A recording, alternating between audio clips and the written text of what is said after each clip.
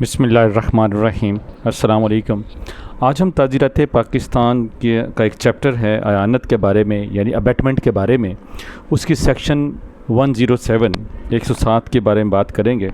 ابیٹمنٹ کا مطلب ہوتا ہے کسی امر کی ایانت، ابیٹمنٹ آف اے تھنگ یعنی کسی امر کی ایانت۔ یہاں اس کی ڈیفینیشن کے مطابق first instigates any person to do that thing, اور second engages with one or more other person or persons in any conspiracy یعنی کسی سازش میں for the doing of that thing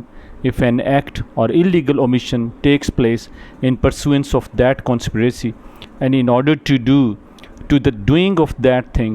or thirdly intentionally aids by any act or illegal omission the doing of that thing۔ اب اس کو ہم اردو میں سمجھ لیتے ہیں تاکہ ایک عام شہری کو اس کے بارے میں پتہ چل سکے۔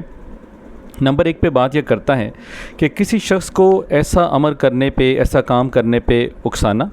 یا ایک یا زیادہ دیگر شخص یا اشخاص کے ساتھ کسی سازش میں، کانسپریسی میں اس عمل کے کرنے کے لیے شریک ہو، اگر اس سازش میں عمل کرنے سے کوئی فعل یا غیر قانونی ترک فعل واقع ہو اور اس عمل کے کرنے کی غرض سے، یا نمبر 3 کسی فعل یا غیر قانونی ترک فعل سے ایسا عمل کرنے میں عمدن مدد کرے۔ یعنی اس کی وضاحت ہم کچھ یوں کر لیتے ہیں کہ کوئی شخص جو جان بوجھ کر غلط بیانی سے یا کسی اہم امر کے عمدن اخفاء سے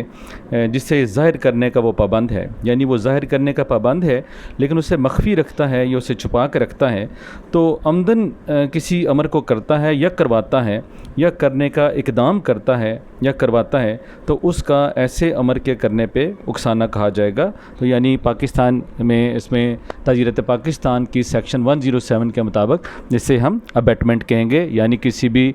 جرم میں، کسی بھی ایسے کام میں کسی امر کی ایانت جو ہے وہ کرنا۔